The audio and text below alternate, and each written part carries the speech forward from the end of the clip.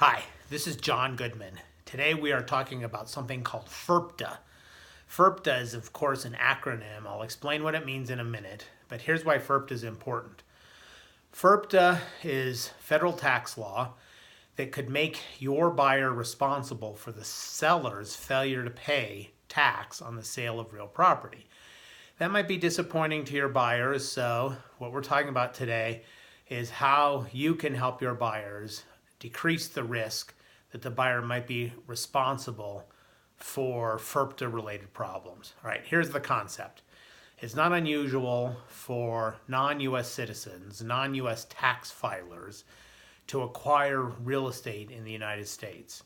It's not unusual for them to buy property, for that property to appreciate, and the seller sells the property and makes money. And then it's not unusual when they make money that they have to pay taxes on that.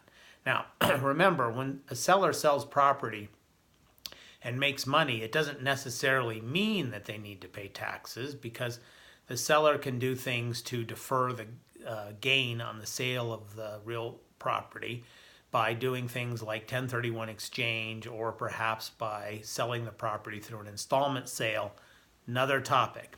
But if the seller does owe the money, then Congress and the IRS does not want the IRS to have to chase the foreign seller, the non-U.S. tax filer, to Singapore or Hong Kong or Saudi Arabia, to someplace outside the United States. The IRS does not want to have to chase that person to collect the tax.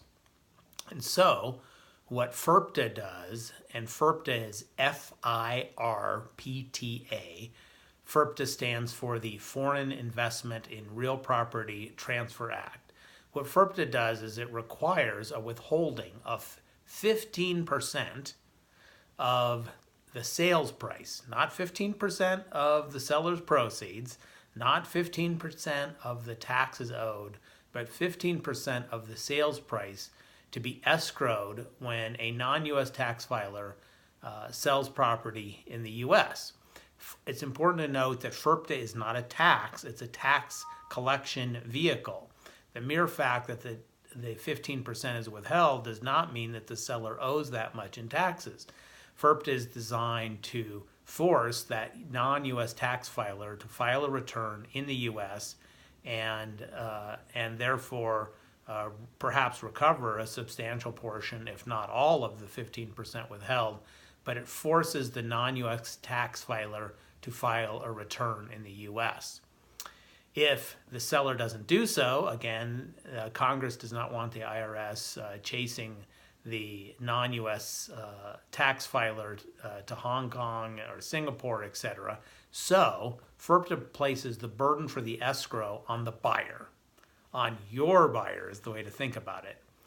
Now, that sounds scary, and most of you watching this video have not run into situations in which buyers have been pursued for FIRPTA violations. So there must be something I'm not telling you to make it less scary, and there is something I'm not telling you. There are at least two exemptions to the FIRPTA withholding. One is if the buyer is purchasing their own personal residence for $300,000 or less, then the buyer is off the hook for ensuring that there is the FIRPTA withholding, the FIRPTA escrow.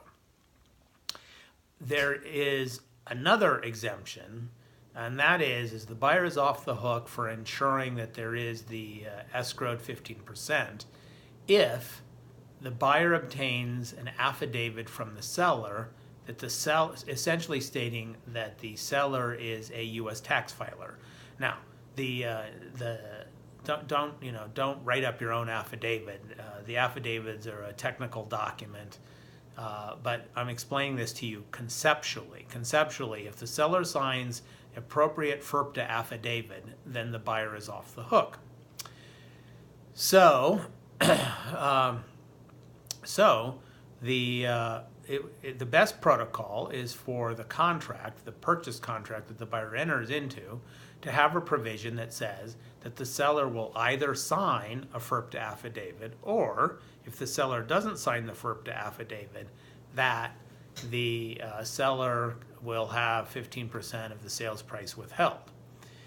In Colorado, for example, I don't know about your state, but in Colorado, for example, the standard approved contract does not have such language that requires the seller to cooperate with the FIRPTA withholding process. It may soon, it may in 2019, but as of the recording of this in 2018, it does not have such language in it.